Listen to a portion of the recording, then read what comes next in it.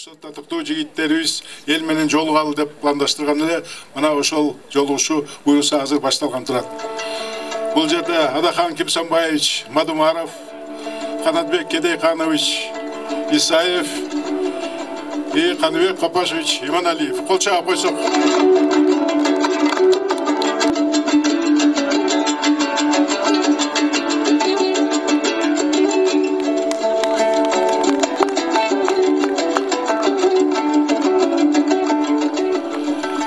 Урматтуу кеминдик туугандар, урматтуу мекендештер. Кылым карыткан Кыргыздын тарыхында элибиздин, мамлекетибиздин башынан эчен сыноолор, эчен кыйынчылыктар өткөн. Кыргыз эли кыйынчылыкка майтарылбай, жоого жеңилбей, миңдеген жылдар бою күрөшүп, ушу мамлекетибизди сактап келди. Быйыл мына жаңы жыл келип, жадырап, мына баарыбыз жаңы жылдын астында ушу жылды чоң иштер менен баштаган турабыз. Өткөн жыл биздин эл үчүн, мамлекетибиз үчүн ачыгын айтышыбыз керек абдан кыйын жыл болду. Элибиздин башына оор сыноо келди, оор сыркоо келди, экономикалык, социалдык башка кризистер келди. Бирок ошондо да элибиз ошол кыйынчылыктарга алдырбай, ынтымак менен, билимдик менен ошол кыйынчылыктарды биринин артынан бирин жеңип келет. Элибиздин тарыхында дагы кала турган дагы бир окуя болду. Өзүңүздөр билесиздер, октябрь айындагы парламенттик жыйын. Ошол парламенттик жыйындын жыйынтыгында адилетсиздикке, райымсыздыкка, мыйзамды бузууга элибиз чыдабай, түп көтөрүлүп, калыстык үчүн, акыйкат үчүн күрөшүп, ошол парламенттик шайлоонун жыйынтыгын жокко чыгарды. Ошондон кийин мына мамлекетибизде бийлик алмашып, азыр жаңы бийлик келди. Анан закондорубуздун, мыйзамдарыбыздын негизинде жаңы шайлоолор болуш керек, жаңы бийлик келиш керек деген чечимдер чыгарылып, мына ошол чечимдердин бири бул президенттик шайлоо. Президенттик шайлоого татыктуу уулдарыбыз, кыздарыбыз чыгып, мына бүгүнкү күндө 18 адам күрөшүп жатат. Ошолордун арасында бүгүн сиздердин астыңыздарга келип турган татыктуу жигиттерибиз, президенттикке талапкерлер, бүтүн Кыргызстан партиясынын лидери, мамлекеттик коомдук ишмер, белгилүү саясатчы Адахан Кимсанбаевич Мадумаров.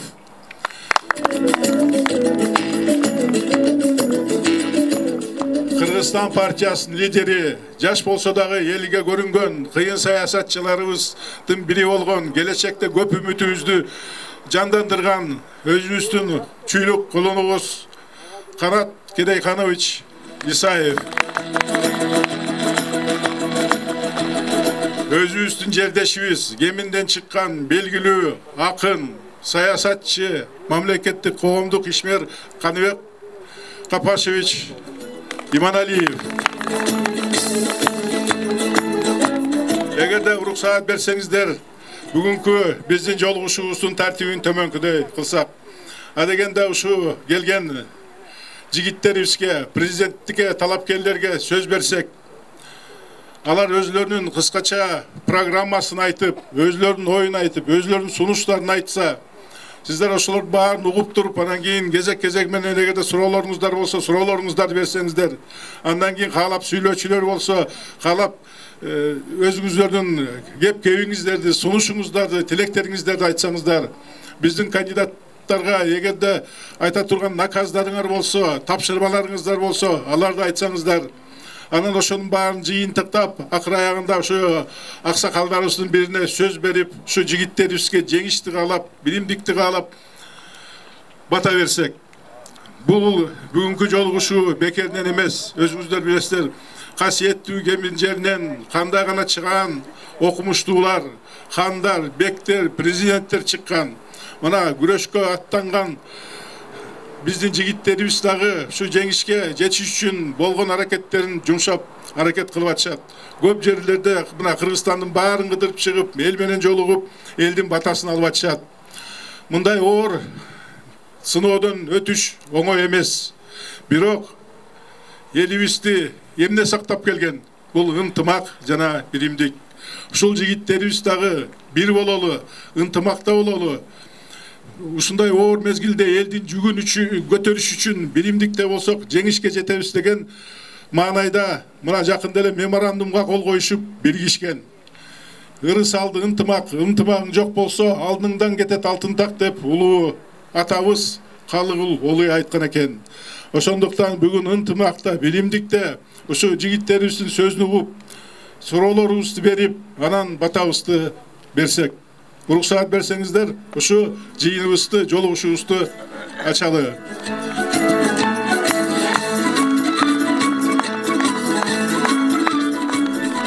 Биринчи болуп мен сөздү бүтүн Кыргызстан партиясынын лидери, белгилүү саясатчы, мамлекеттик коомдук ишмер, элге Кыргызстанга эмес төбөсү көрүнгөн бүткүл эл аралык масштабта белгилүү болгон саясатчы Адахан Кимсанбаевич Мадумаровго берейин.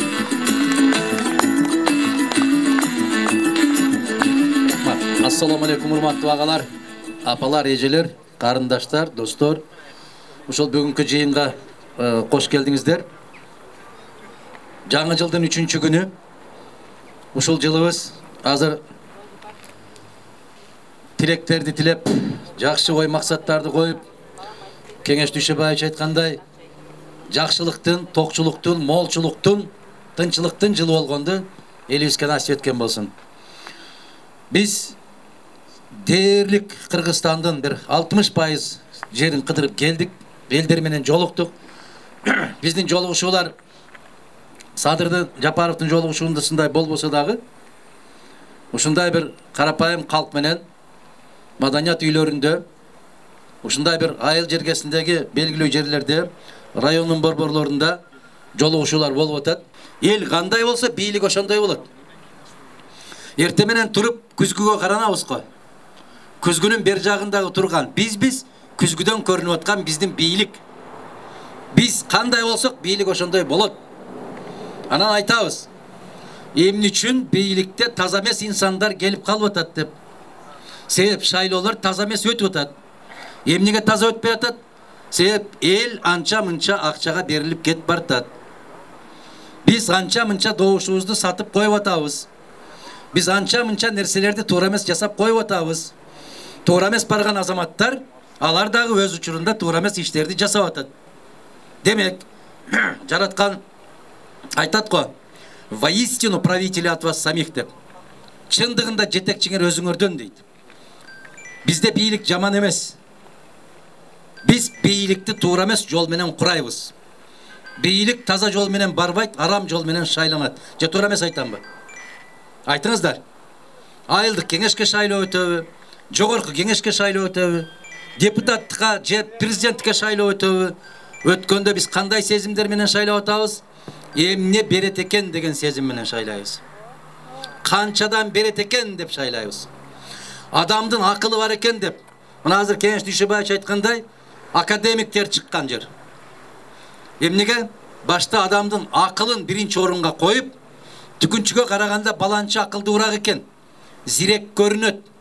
Ушунун келечеги бар көрүнөт деп Бишкекке чейин окууга жиберип, андан ары карай окутуп, чокутуп, ошондой болуп алып келчү элек. Азыр кандай кылып тандайбыз? Качан чай берет экен? Канчадан берет экен барган жерде? Демек, бардык нерсе башатынан өзүбүз жакшы эмес жолго түшүп болуп атабыз. Биздин түйүбүздөн, тамырыбызды курутуп аткан жаман сезимдер кайсылар? Мен эмне пайда табам? Айылым эмне пайда табат эмес? Өлкөм эмне пайда табат эмес? Мен эмне пайда табам? Эгерде мына Россиянын президенти Путиндин бир жакшы сөзү бар. Кинорежиссер ушул суроо берип атат да. Ядролук согуш башталса дейт. 5 держава бири-бири четте калбайт, ага жооп берет дейт. Ал жооп берген болсо, аалам жок болот дейт. Дүнүйө жок болот дейт. Демек, андай согуштан эмне пайда десе, Путин айтат. Россия болбогон ааламда, андай ааламдын бизге эмне кажети бар дейт. Жок болсок баарыбыз жок болобуз дейт. Караңыздар, философиялык мааниси бар сөз. А биз кыргыздар ойлонушубуз керек. Эгерде өлкөм тынч болбосо, менин айылымдын гүлдөгөнүнөн не пайда деш керек? Өлкө тынч болбосо. Эгерде Kırgız mamleketi stabilдүү болбосо, менин футбол тепкенimden не пайда деген суроога жооп беришибиз керек. Эгер Кыргызстанда тынчтык болбосо, анын улак чаптырганынан не пайда деген сөз болушу керек. Эгер Кыргызстан эгемендүүлүгүн жоготсо, айлыгыңды көтөрөм дегенден не пайда деген маселе жаралышы керек.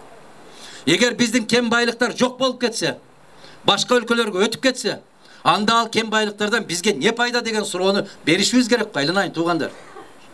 Кандай дейсиздер? Ошого ответти эл бериш керек.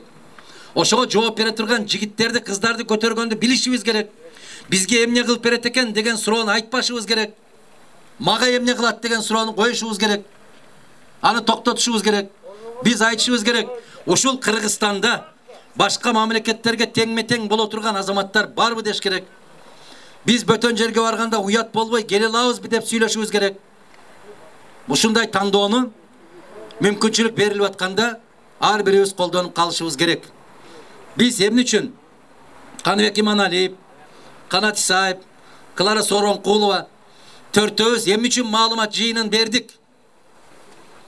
Азыркы өтүп аткан жыйынга, шайлоого юридикалык, укуктук баа бердик.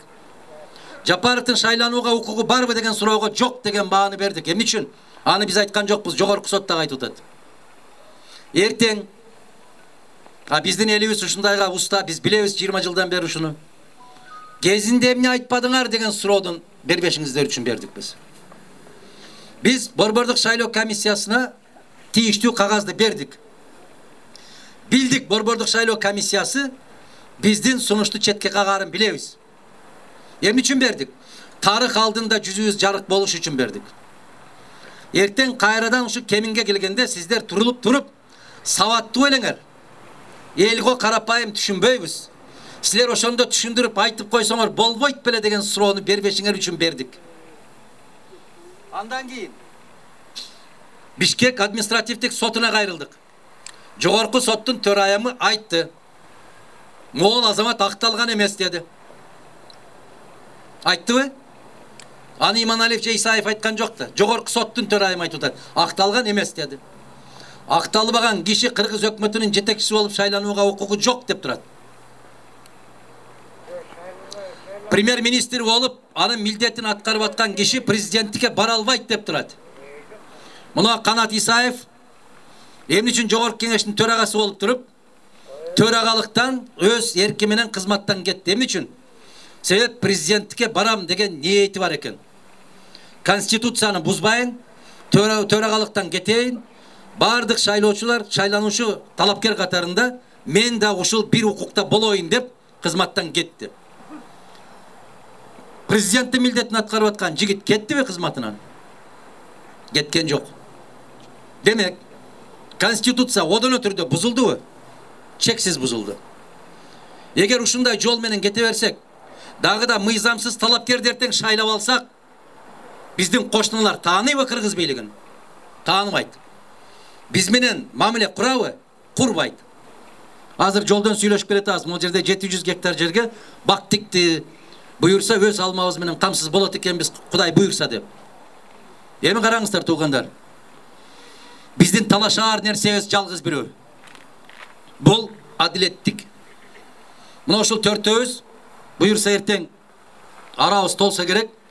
Дагы 2-3 талапкердин ниети бар экен. Мен эмне болсо да сиздер менен бирге болом деген ниетин билдириптир. Биздин талашыбыз бирөө гана бүгүн.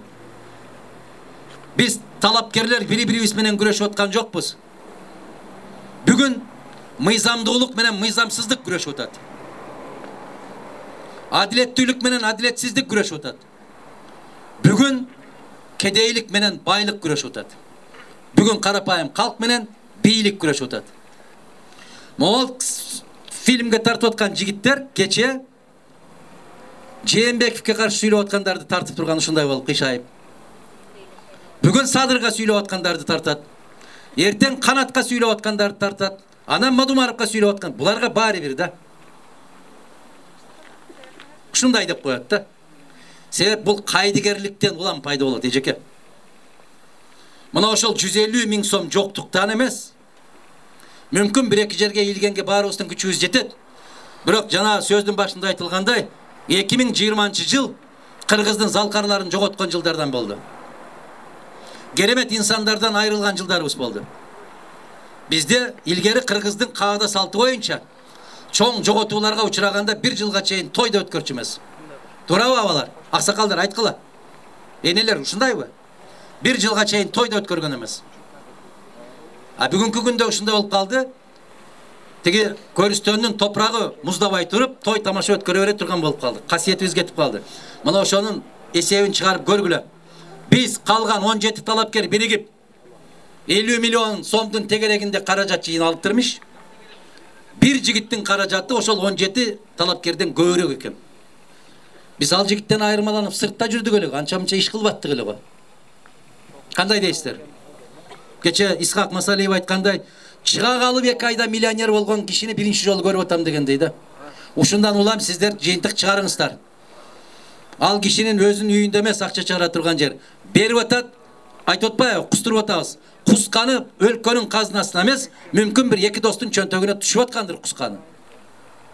Бирок алгандын бермеyi бар. Ким канча берген болсо, эртең ошону кайтарып алышка үмүт кылат. Кызмат берип алат. Же башка жерлерди берип алат. Ошону сиздер туура тандоо жүргүзүңүздөр. Өз эркибиз өзүбүздүн колунда болгонду насип кылсын. Мен кайынча жерде жыйын өткөрдүм, бир да жерде Мадумаровго добуш бергиле деп айткан жокмун мен. Бардык жерде айтам. Тек гана айланайын кыргызым, кайдыгер болбо. Өз өлкөңдүн келечегин, балдарыңдын келечегин өзүң тандап ал айланайын. Бирөөгө бербечи тандоону. Өзүң танда. 6 жылда бир келмей шайлоо экен. Көздү жумуп барып 2 сааттык уйкуну кыйып 1 саатка басып барып өз тандооңду билдирип келчи кыргызым. Ушуну жасай алабызбы? Эмнеге кече шайлоодо карасаңыз, Кемин районунда шайлоочулардын саны башка, шайлоого катышканы башка. Эмнеге? Барган жок. Ашып барса 50-60% барат экен. 10 кишиден 6 киши барат экен, 4 үйдө калат экен. Эмнеге? Кайдыгер. Эмне болсо ошол болсун. Мен суранам сиздерден, келиңиздер.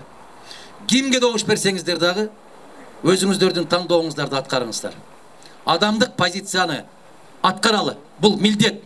Жараткандан берилген чоң олжо. Сиздин добушуңуз өлкөнүн тагдырын чечет. Дайым жакшылыктарда жолукканды насип кылсын. Жамандыктардан Кудай сактасын. Асман жерден келүүчү балелерден, куру доомат жалган жалаалардан кургасын. Бизде азыр жалаалар күн сайын куюлуп атат. Башыбыздан ылдый. Окшогону да, окшобогону да куюлат. Аларга да жараткан инсап берсин. Элибизден ынтымак, жерибизде токчулук болсун. Чоң рахмат. Бар болуңуздар. Урматтуу бүгүнкү жолугушууга катышуучулар, эгерде сурооңуздар болсо, сунуштарыңыздар болсо, кандидаттарыбыздын баардыгы сүйлөп бүткөндөн кийин анан сунуштарды берип суроолорубузду берели. Каршы эмессиздерби? Рахмат. Анда азыркы сөздө Кыргызстан партиясынын лидери, жогорку кеңештин депутаты, фракциянын лидери Канатбек Керейканович Исаевке берейин. Рахмат. Ассалам алейкум, урматтуу туугандар, урматтуу жердештер. Барыңыздарды жаңы жылыңыздар менен. Жаңы жылыбыз жалпы элибиз үчүн, бардыгыбыз үчүн ак жол той жылы болсун. Ушул мамлекет 30 жылдан бери ойдогудай өнүкпөй келатат, алдыга жылбай келатат, жашоо турмушубуз кыйналгандан кыйналган эле болуп келатат. Ошол 21-жыл ак жол той жылы болуп, мамлекетибиз бир алдыга жыла турган. Ушу 21-жылдан баштап Кыргызстан өнүктү деп тарыхта калгандай болуп ойло. Барыңыздар аман болгула, оорубагыла, сыктабагыла. Эми ушул бүгүн мына Шабдан атабыздын эстелигинин астында сиздер менен жолугуп турабыз. Чындап эле Кемин району Кыргызстандын тарыхында өзгөчө орду бар. Мына Атаке би атабыздан баштап Жантай атабыз, Шабдан атабыз Кыргызстан тарыхында эмне деген алтын тамгалар менен жазылды. Мамлекеттин эгемендүүлүгү үчүн ошо кыргыздар бир учурда эгемендүү бир мамлекет курса деп ар дайым ат жалында күрөшүп келген. Канча деген баатырларыбыз курмандыкка чалынып, ушул мамлекетибиз көз карандысыз мамлекет болсо деп эңсеп жүрүштү эле. Кудайдын Амир менен мына 30 жыл мурун бир кан төгүлбөй туруп эгемендүүлүккө ээ болдук. Ушул эгемендүүлүктү биз барктап атабызбы? Туура пайдаланып атабызбы? Тилекке каршы 30 жылдан бери мына 30 жылдын жүзү болду. Ойдогудай өнүгүү жок. Мамлекет болуп туруп же жол кура албасак, чет элден жардам сурайбыз. Же көпүрө кура албасак, оорукана мектепти Арабтын фонддорунан сурайбыз. Оорукана мектеп эмес, ФАПты Араб фонддор курса ошого сүйүнөбүз. Мына баланча Араб фонду келип туруп бизге ФАП куруп берди депчи. Аларга туугандарыбызга рахмат. Кой ушундай бир туугандарыбыз бар экен деп куруп берип атат. Бирок ушул 2-3 бөлмөлүү ФАПты бир адам эле куруп кое турган мүмкүнчүлүгү бар го. Ушу мамлекет ФАП кура албай калды. Ушундай акыбалга жеттик. Биз эмне акылыбыз кемби? Же бир майып элбизби? Же бир каңгыраган бир чөлдө жашайбызбы, эчтеке жок. Жок, мына кеминди эле айтайлы. Кемин мына алтын десе алтын бар. Ак түстө мына редкозем бар. Эмне деген байлыктар бар? Мына кумтөр. Дүйнөдөгү 10 эң ири алтын кендердин бири. Көмүр десе көмүр. Союз куруп кеткен электростанцияларыбыз турат, аэропорттор турат, темир жол турат, бардыгы турат. Эмне деген завод, фабрикаларды калтырып кетти эле Союз, doğru. Ушу бар нерсени пайдалана албай, артка кеткенден артка кетип баратабыз. Кыргыздар ар дайым эле мынтип кыйналып жүргөн эмес. Кайрчыдай болуп, жардам чет элден сураган эмес. Мына 1905-жылы Шабдан атабыз ажылык сапарга баратканда, ошондо Хижастан темир жолду Туркиядан Меккеге темир жол куруп атып турду. Осмон империясы. Ошондо Шабдан атабыз алтын менен 3000 рубль берген экен. Ал бүгүнкү күндө бир нече миллион долларга тете акча. Туркияга кыргыздар ушу темир жол, ыйык жерге темир жол куруп атпсыздар деп кыргыздардын салымын кошкон элибиздин атынан. Анын менде тастыктамасы турат. Турктөрдүн ошо Осмон империясынын падышасы Абдулхамид ыраазычылык кат берген Шабдан атабызга. Мына Хижаз темир жолуна кошкон салым үчүн Шабдан Баатырга ушундай ыраазычылык кат деп. Марас атабыздын убагында Бейжиңге чейин барып туруштук берип келатпадык беле. Тенес айдан бери мамлекет болбодук беле. Бүгүн болсо жанагы типтеги бир кичинекей бир жолдун жамаачысын жамай албай келатабыз. Жанагында айтып кеткендей бир ФАП кура албай калдык. Эмне себептен? Бардык мүмкүнчүлүк бар мамлекетти бутта тургуза албай аткан бул баарыбыз өзүбүздөн, кыргыздардан. Бул Американы же Кытайды же орустарды күнөөлөп болбойт. Миллионго жакын мына кыргыздар бар, чет элде айла жоктон тиричилик оокатын жүргүзөлү, үйлөмдү багайын деп жүрүшөт. Бул өзүбүздүн башкаруу туура эмес. Туура эмес башчылардан. Бизге жол көрсөтө турган адамдар туура эмес. Ошол себептен биздин оокатыбыз ашып ташкандан эмес, ушу мамлекетти оңдосок, тарыхы терең, касиеттүү кыргыз эли бир алдыга жылса, ар бир кыргыз жараны Россияда, Казакстанда жумуш издебей, өзүнүн жеринде, өзүнүн ата-энесинин жанында бала бакырасын тарбиялап, жумуш менен камсыз болсо деп биз чыгып атабыз. Кудай буйрса оңдойбуз мамлекетти. Бардык мүмкүнчүлүк бар. Киши башына эсептегенде Кыргызстандын байлыгы алдыңкы мамлекеттердин катарына кирет. Мына кумторду айтып атабыз, кумтор деп какшап келаткан киши бийликке келер менен кумторду унутуп, кумтор аз келгенсип жетим тоону Кытайга беребиз деп турат.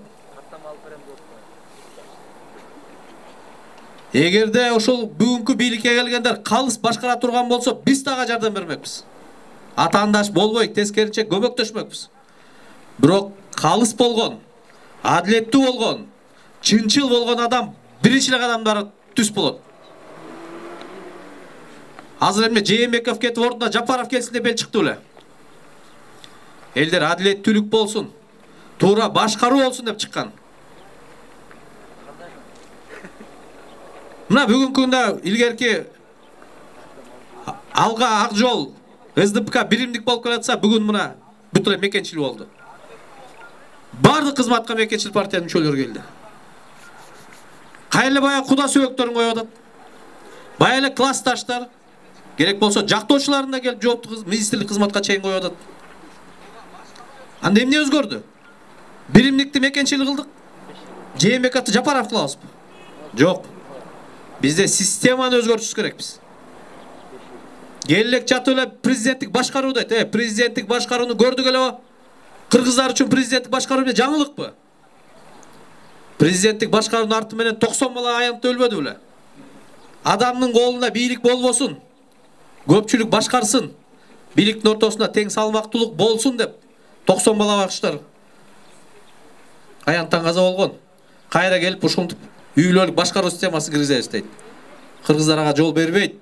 Илгери хандар болгон учурда дагы курултай болуп, эл менен кеңешип чечим кабыл алчы.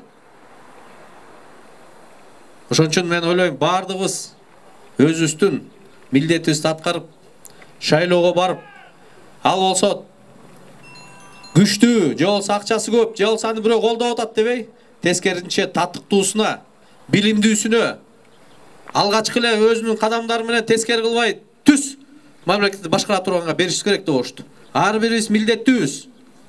Жок дегенде үйлөөбүз менен, кошуна колот менен, тууган урукту үндөп, айылдаштарды үндөп, куруу убадаларга жана популисттик бир чакырыктарга алдырбайлы, алданбайлы. 30 жылдан бери келип атабыз ошолор алданып.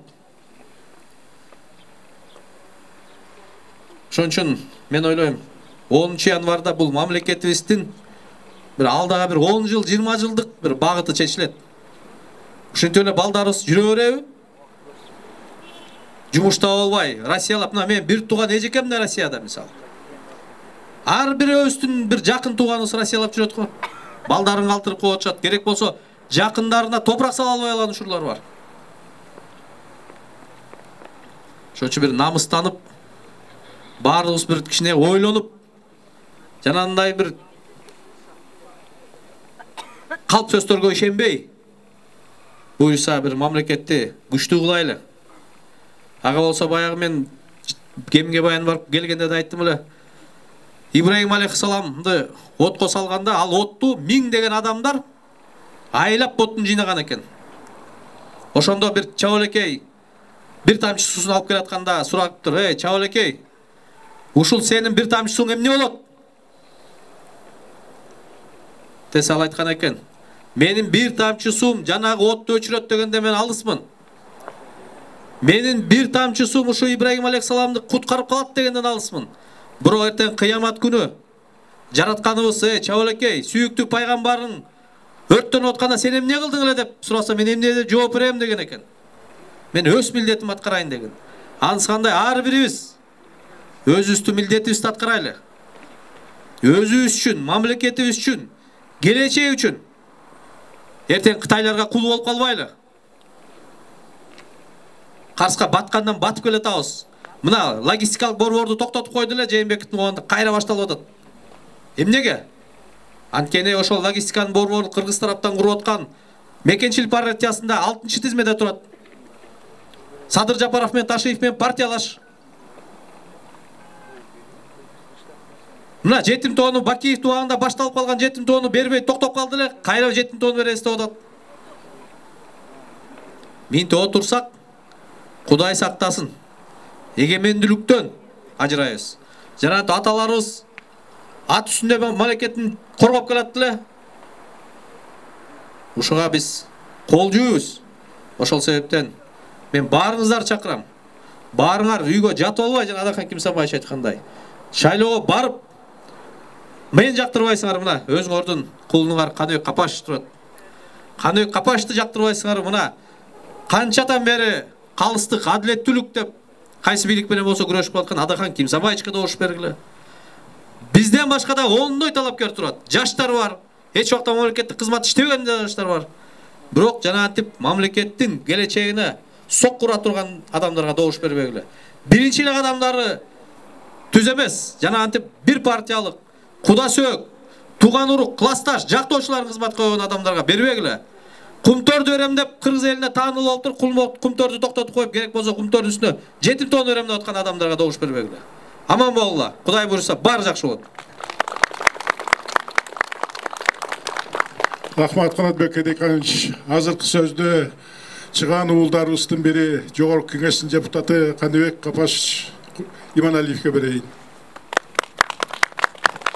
Агайын туугандар, арыбаңыздар, Адакан Кимсанбаевич, Канат Эдеканович үчөөбүз бириккенибиз биринчиден мыйзамдуулук. Азыркы бийлик мыйзамдуулугунан чыгып кетти. Жолдон чыгып кеткен машина сөз жок, авария болот. Авария болгондо өзү гана кырсыкка учурабай, жолдон келеткан адам сүзөт. Азыркы бийлик куну ушундай. Авариялык жолго чыгып алды. Мен санап бердим, 2 айдын ичинде 10 жолу мыйзамды бузуптур. Силер бир жолу мыйзамды бузуп көргүлөчү, алып барып түрмөгө отургузат. Экинчиден, акыйкатсыздык. Кыргызстан акыркы 100 жылдагы эң оор күндү тар жол тайгак кечүүдө турат. Bir ay murun bir sensasiya oldu. Kırgızdın birinci inteligensiya anısının Lenin'e жазган katı табылды. Bir dungan 9 Kırgız jigit eken, Gölden, Çüydön, Koçkor taraftan. Bizdin ayıldan ököy kol koyuptur. Isak Şaybekov menen Kemel Şabdanov. Себеби Kemel Şabdanov Almatıda Frunza menen çok okup kalıp, ököy kurdaş eken, oşol arkылуу Lenin'e kat жазыптыр. 21 punkttan turgan ötünüç, oşonun 17'sin Lenin 3 ayda atkарыптыр. Birinci punkt emne? Kıtayda tentip жүрген Kırgız yerini alып келели, bizge jer bergile deydi. Ekinci punkt emne? Bizge bukaralık, grajdanlık bergile deydi. Üçüncü punkt emne? Bizge mektep salıp bergile deydi. Aylanayın Kırgızlar 100 yıldan keyin жерибиz butun астында турат го. Bukaralık biz Kırgızстанның гражданисыбыз го. Эмне болуп атат? Азыркы бийлик элди бага албай, пенсия пособияга 20 миллион доллар Россиядан алдык. Бул уят. 20 миллион доллар, бул 1 миллиард 600 миллион сом. Президентти бакканга bir жылда 2 миллиард 600 миллион сом, 5 жылда 12 миллиард сом кетет. Силерге ошондой президенттин кереги барбы? Мына Усубалиев 24 жылда Kırgızstan'da başkarıp 2 telekrenteri var bolчу. Biri Miraşçenke деген мен tanıp kaldım. 2 telekrenteri. Azırkı prezidentin 400 telekrenteri var. Oşonda prezidentin sergi gereği var mı? 17 rezidensiyası var.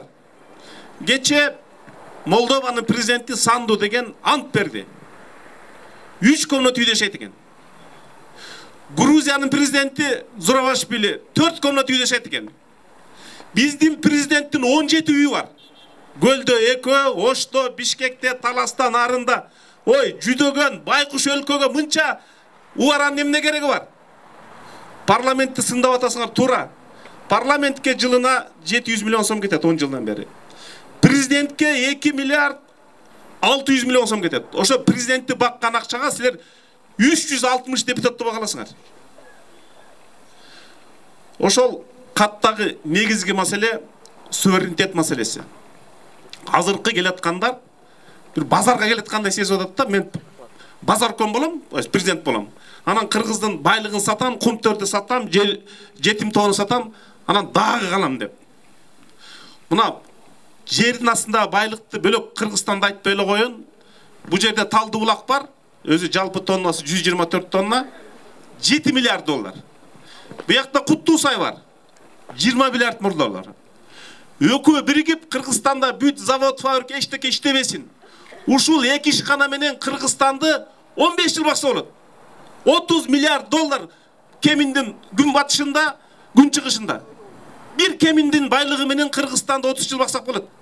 А биз Кудай сурап, пенсияга, мугалимге тыш дүйнөдөн айлык сурап жүрөбүз да, анан президентибизге 17 резиденциясы бар. Ошонун кереги барбы?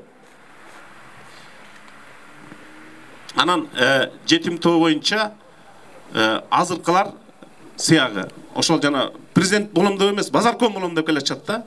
Базардын башчысы болуп алсам, анан базардагы элдин ар кимдин акчасын берип сатып алам, анан тиякты чоң өлкөгө сатабыз деп.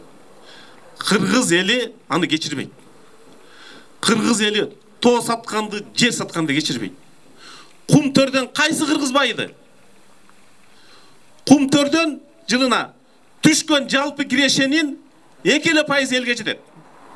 Эгер элестетип көрүңүз, Агороттон 100 мүшөк картошка чогултсаңыз 98 мүшөгүн уурдап кетет. Ошентип картошка өстүрүп кереги барбы? Эки эле мүшөгү ошондой жалпысынан суммасынан түшүндүргөндө. Мына кум төрдөгү коррупциянын деңгээли ошончолук. Ошол коррупцияны тие албай атсак, биякта экинчи мафия келатат. Ал кандай мафия? Бул кадимки Максимдин компаньондору. Ишенбесеңиздер, Садыр Жапаровдун адвокаты Мошин деген. Бул Максимдин адвокаты болгон. Садыр Жапаровдун юристи Зулпуев деген. Бул Максимдин юристи болгон. Мына ошол Садыркуловду өлтүргөн компания топ бийликке келатат. Апрель окуяларын билесиңерби? Кеминден жаркылдаган 8 бала өлбөдү беле. Ошо колу кан бийлик кайра келатат. Кансырап калыптыр. Баягы уурдаган акчасы түгөнүптүр. Урматтуу кыргыз эли ойгонбойлубу? Дагы аларды кетирет деп канча балдарды беребизби? Дагы аларды кетиребиз деп дагы 5 жыл кубалап жүрөбүзбү? Алардан башка 17 турат. Билими андан кем эмес. Тажрыйбасы андан кем эмес. Жана Адакам Кимсанбаев айтты, Бишкектен бияка чыккыча 60тан ашык билбордду санадык. Ал 150 миң сом эмес, чоңдору 600 миң сомдон. 2 ай мурун түрмөдө жаткан адам ошо кантип акчаны табат? А ошону Кыргызстан боюнча көбөйтүп койсоңуздар, ошол адал эмгек менен силер картошка чөп саткан акчага билборд илесиңерби? Уурдалган акча, арам акча, силердин чөнтөңүргө келе турган акча. Алар бүгүн мойнуңарга минип алды. Президент боло элек жатып мойнуңарга минип алды. Мынчалык деңгээлде кыргыз кул болгон эмес. Ары шайлоодо акча, криминал, анан акимчилик иштеп атат. Тарыхтан сабак албайлыбы? 4-октябрдан сабак албайлыбы? Кайра жаңы төңкөрүшкө барабызбы? Футболдо бардык командага бир эле эреже. Биздин бир азаматыбыз 17 адам футбол ойноп атсак, ал көкбөрдүн эрежеси менен кирип кетти. Генералдык прокуратурага сот кайттык. Бир эреже болсун. Жок, 17бизге бир эреже, Садыр Жапаровго бөлөк эреже. Мен 10 пунктун санап бердим. Биз мыйзам жазып жүргөн кишибиз. 2 айда 10 жолу мыйзам бускан киши кийин силердин укуңарды коргоп бере алабы? Мыйзам бусуу кадырес иш болуп калды да. Кече Жеңиш Молдохматов деген кыргыздын бир чыгаан жигити Замандаш партиясынын лидери элге кайрылды. 2 айда 10 жолу калп айтыптыр. Ой, урматтуу эл журт, падышаңар калпычы болсо, ошо менен тышкы дүйнө сүйлөшөбү? Падышаңар калпычы болсо, ошо эл сыйлайбы? Мына тандоо силерде. Калпычыны тандасаңар 5 жыл калпычы болуп жашайбыз. Адамгерчиликтүү, ыймандууну тандасаңар, ыймандуу жашоо келет, ыймандуу бийлик болот.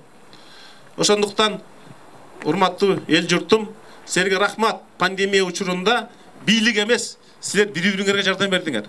Ошентип бири-бириңерди сактап калдыңар. Ушул жол ден соолуктун, адамгерчиликтин жылы болсун, тынччылык болсун, эң негизгиси мамлекеттүүлүктү сактап калалы. Кыргыз эли мындан 3 жыл мурун Атаке бийди бий тандаганда жаңылган эмес. 2,5 жыл мурун хан Жантайды хан кылганда жаңылган эмес. Шабдан Баатырды Баатыр тандаганда жаңылган эмес. Кеминден Каныбек Осмоновдо чемпиондор чыккан. Бирок Кошоматтын чемпиондору чыккан эмес. Азыр ошол биримдикке иштеп жүргөн, мурун СДПК иштеп жүргөн бир жапжаш инилерим жапжаш болуп туруп, бир 40 жыл иштегендей кошоматчы болуп алышыптыр. Азыр келелек бийликтин кошоматын кылып атышат. Мына Кыргызстандын шору, жана Путин айтпадыбы, Кыргызстан шордуу экен деп. Ошондой кошоматчылардын айынан шордуу болот. Мен Кеминден баатырлар чыккан сыймыктанам. СССРдин эл артисти чыккан Самара эжедей. Күреңкеевди комузчу чыккан. Бирок Кеминден эч убакта кошомат чыккан эмес. Мен ошол кошоматчыларга арданам. Кеминден академиктер чыккан. Дүйнөнү титиреткен Иманалиевдей, Данияровдой, Алтымышевдой. Азыр Кеминдин атын Бишкекте кошоматчылар чыгарып атат. Ошо силердин уулуңар, силердин кулунуңар. Ошо кошоматчылар Кыргызстан түбүнө жетет. Ошол эртең Садыр Жапаров түбүнө жетет. Ошол кошоматчылар жаза алмайын, Кудайдын жазасын алмайын, силердин жазаңардан алмайын Кыргызстан оңолбойт. Өзүңөргө окшош жолду тандайсыңар. Өзүңөргө окшош падыша тандайсыңар. Ошон үчүн эртеңки 10 январда мен ойлойм 7 өлчөп бир кесип, жүрөгүңөрдүн шыбырын тыңшап, кабыргаңар менен кеңешип, жаңылбагыдай бололу. Бир жаңылсаңар, азыр падыша силерсиңер. Онунан кийин ошо киши падыша болот. Калпычыны шайласаңар, калпычы падыша болот. Биз менен эч ким сүйлөшпөйт. Мыйзам бузган адамды шайласаңар, өмүр бою мыйзам бузуп жүрөтөт. Максимдин кишилерин шайласаңар, билесиңер, Максим учурунда 28.000 гектар кеминдин жерин бөлөк өлкөгө берип коюшкан. Биз ошону алабыз деп Максим кеткенден 3 жыл кармаштык. Эмне үчүн 28.000 гектар? Аякта 4 алтын кени бар болчу. Экөө ак түстүн башы, экөө көк башы, Байтуман Аксайы. Буларга жер берип коюш базарда жанагы эме саткандай эле да, буюм саткандай эле. Буларга кыргыздын жери жер эмес. Бул базар. Силерге, бизге бул мекен. Ата-энеңдин, жет атаңдын сөөгү жатат. Кедей болсоң да жериң сатпашың керек. Жок, булар базарга келет кандай келет. Каалаган кишиге сатып коюп, анан кийин базарлап жүрөбүз деп атат. Кыргыздын жери базар эмес, мазар. Кыргыз эч жокто ыйык жерин саткан эмес. Биз ошол жерди коргош үчүн баратабыз. Жаңы жылда барыңыздарга жакшылыкты каалайм. Силер жаңылбаңыздар, силер жаңылбасаңар, мамлекет жаңылбайт. Рахмат силерге. Рахмат, Кадырбек Кубашевич. Урматтуу бүгүнкү жолугушууга катышуучулар, мына өзүңүздөрдүн астыңыздарда президенттикке талапкерлер өзлөрүнүн программасын, кыскача ойлорун, багыттарын айтышты. Эми сиздердин суроолоруңуздар болсо, сунуштарыңыздар болсо, ошого өтсөк. Суроолоруңуздар болсо, келсеңиздер, суроо бериңиздер, сунуштарыңыздар болсо айтыңыздар, келиңиздер. Айланайын кеминдиктер. Өзүбүздүн балдар, өзүбүздүн чыган жигиттер президенттикке ат салышып кандидаттыгын коюп атышат. Ушул өзүбүздүн балдардын жолу ак болуп, жолдошу кадыр болуп, жолдору шыдыр болсун. Биз көрдүк. Мисалы үчүн жанакы айтып аткан Садыр Жапаров, мен точно билем, ал 10-жылы Ата журт партиясында иштегем. Ал Максимдин акчасы менен Камчыбек Ташиев, Муктубек Абдылдаев, кеминден Алик Аскаров мени алып барып ушу партияга иштеп берди. Алик Аскаровду бияка таштап коюшкан. Алик Аскаров шайланбай калган.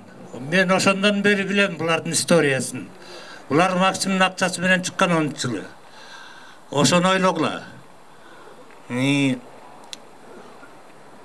Андан башка дагы бу мен Канат Исаев менен өзүмдүн иним Каныбекке суроом бар.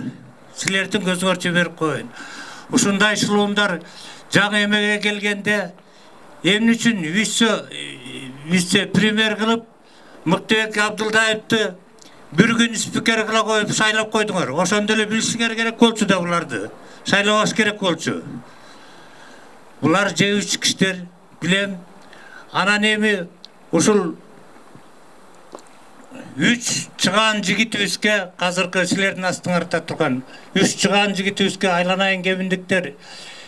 Биз кемин эли илгертен келаткан ата-бабабыздан келаткан Баатыр, Атеке Баатырдын, андан кийин Ормонхандан, Жантай Баатырдан, Жантай хандан, Шабдан Баатырдан тараган элдербиз.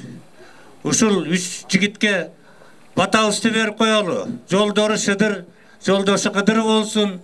Оомин эл үчүн, жер үчүн ак ниетте такай ушундай чыган жигиттерибиз иштеп берсин. Келгил айланайындар. Оомин ошолордун арбактары колдосун.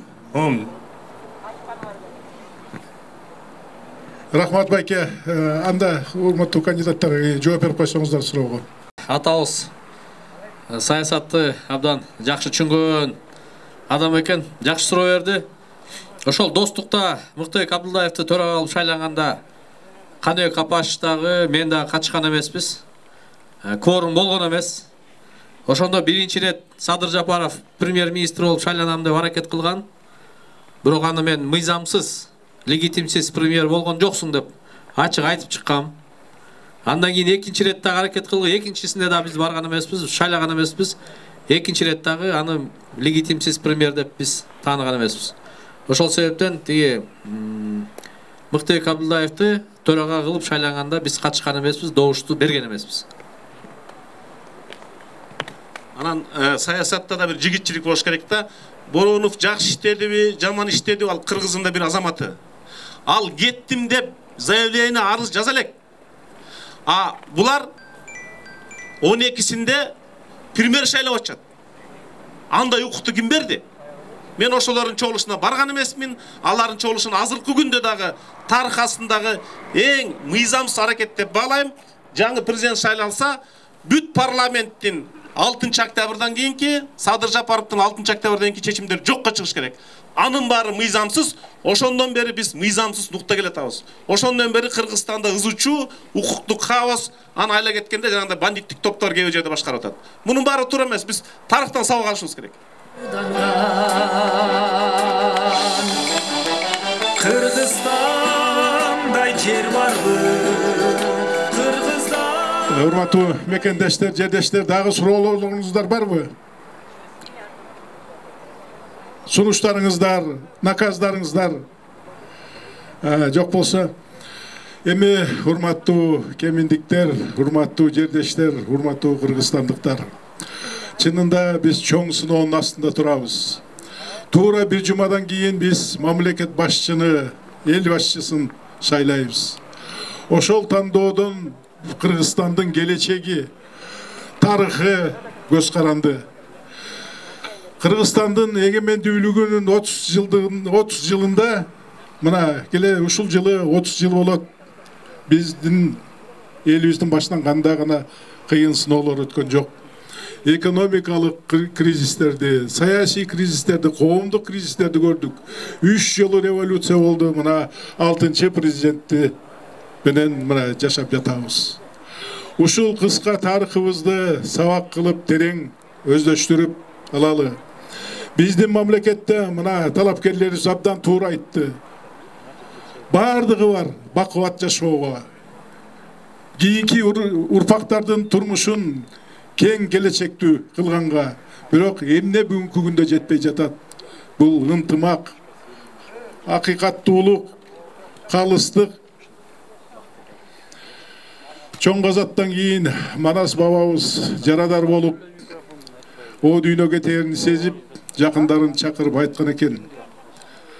Бүт элге айтып койгула, бөлүнбө кыргыз, бөлүнбө. Бөлүнсең бөрү жеп кетет, бөлүнүп кетти кыргыз деп бөтөн элге кеп кетет деп. Ошо улуу бабабыздын мурасы кыргыз бөлүнбө, бириккин. Бизди сактап кала турган, келечегибизди кең кыла турган бир гана нерсе биздин ынтымагыбыз, биримдигибиз. Ушул бабабыздын улуу мурасын курал кылышып, мына 4 жигит кыздарыбыз Адахан Кимсанбаевич, Канат Керейканович, Каныбек Капашевич жана Клара Сорункулова кызыбыз мына биримдикке келишти. Арасында дагы кошула турган талапкерлер чыгып атышат. Ушул талапкерлер сүйлөштү. Биз бир бололу, элибиз үчүн, мамлекетибиз үчүн өзүбүздү аябай чоң күрөшкө чыгалы. Кудайым буйруп, эгерде ушул шайлоодо экинчи тур болуп кала турган болсо, ушу биздин арабыздан суурулуп чыккан экинчи турга өткөн адамга баарыбыз бирдей иштеп, бирдей добуш алып бергенге аракет кылып, элдин астына баралы, элге айталы, элден сураналы деп. Анткени бүгүнкү күндө бул күрөштө бул жигиттердин жеке амбициясы, жеке кызыкчылыгы эмес, мамлекеттин келечеги, элдин тагдыры турат. Ошондуктан урматтуу кеминдик жердештерим, мекендештерим, онунда шайлоого активдүү катышып, өзүңүздөрдүн көкүрөгүңүздөр, жүрөгүңүздөр тандаган, калыс, акыйкат иштеп бере турган, өзүңүздөр ишенген инсанга, талапкерге добуш бериңиздер. Ошол жигитибиз болобу, кызыбыз болобу акыйкат иштеп, ушул туңгуюктан элибизди да, мамлекетибизди да чыгарып кетсин. Мына бүгүн ар кайсы айылдан келип ушул жерде талапкерлерибиздин сөзүн уктуңуздар. Өз кулаңыздар менен үйүңүздөргө барганда, үй бүлөңүздөргө, коңшу колоңдорго, айылдаштарга, туугандарга баарын айтып жеткизип койсоңуздар. Биздин бир гана талап, каалообуз бул мамлекеттин, элдин келечеги, элдин бейкутчулугу жана бакубат жашоосу.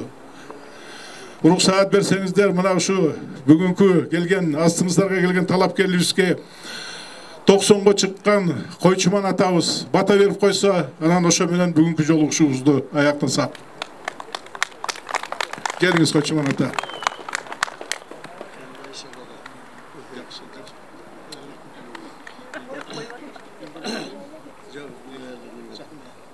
Кымбаттуу шердеги отурган балдарым, кыздарым, келиндерим, ошондой эле ошолордун курбу-курдаштарына баарыңарга чоң салам, ызык салам айтамын. Ушул жердеги биздин атыбызды атап, атагыбызды чыгарып аткан мана ким Жантай ата, Шабдан атанын арбагына ыраазычылык билгизип, ушуга Куран окуп коюңуздар. Мына үйгө баргандан кийин. Эми мен айтар эле батам, баарыңарга ден соолук, узун өмүр берип, баарыңар ушундай эле бала бакыранын өмүрүн сурап, бу канатка окшогон баламдын тилегин тилеп, ушуну узун өмүр жашап, эл башкарып кетсин, журт башкарып кетсин, ушунун убайын көрөлүк. Жанакы алып жутарларды көздөй чуркап кетпесин деген батаңарыздар бериңиздер. Бата менен жер көгөрөт дейт, жамгыр менен эл көгөрөт, жамгыр менен жер көгөрөт дейт, бата менен эл көгөрөт дейт. Ушу бата колдосун айланайындар. Бактылуу болгула, өмүрлүү болгула. Бу биздин Шабдан атабыз канчалык эл башкарып, канчалык немени неметкен болушу. Ушундай жакшы иштеп, жакшы неметип бергениңизде суранамын. Аман болгула айланайындар. Үй бүлөңөр менен, бала бакыраңар менен, кошуна колотторуңар менен, ага туугандарыңар менен бактылуу өмүрлүү болуп, келип аткан жаңы жылыбыз жакшынакай жылдардан болсун, куттуу Акжолтой жакшы жылдардан болсун. Канатка окшогон балдарыбыз шайланып өтүп кетсе, ушуга кол кабыш кылалык. Ушунун эмгеги менен агарып көгөрөлүк айланайындар. Амин, амин.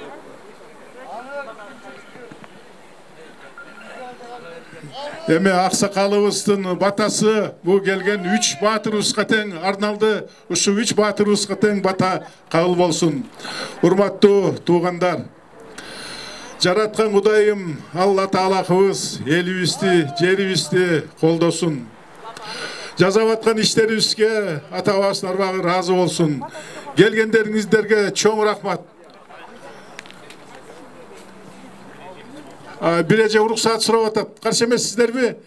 Эжебиз кандай сөз берип коелу. Келиңиз эже, өзүңүздү да тааныштырып, анан элге кайрылып коюңуз.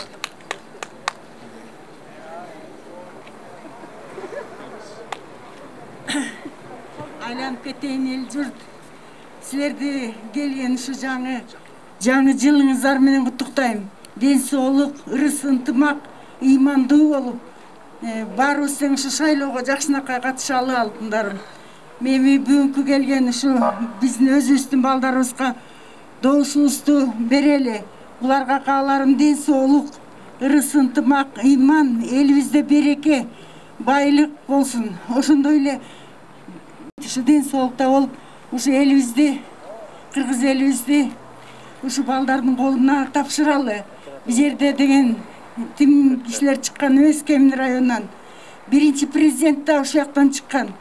Жакшы киши, ученый, дагы аябай жакшы болгон. Балдар дагы ошондой эле Шабдан атабыздын арбагы колдосун. Кана элдер, Манас атабыздагы оңой киши эмес болчу.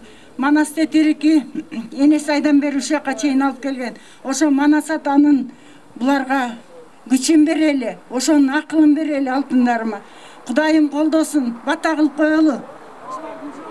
Жолу шыдыр болсун, бактылуу таалайлуу болсун. Биздин кыргыз элибиз үчүн ушу намысын колдорунан чыгарбасын. Алтындарым. Кудайым жол берсин.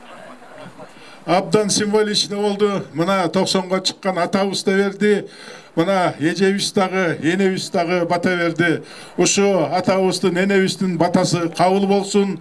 Ар бирөөңүздөрдүн үй бүлөңүздөрдө ынтымак, ырыскы болсун. Баарыңыздар ден соолукта болуңуздар. Кудайым буйруп, жалаң жакшылыкта жолугалы. Рахмат, саламатта болуңуздар.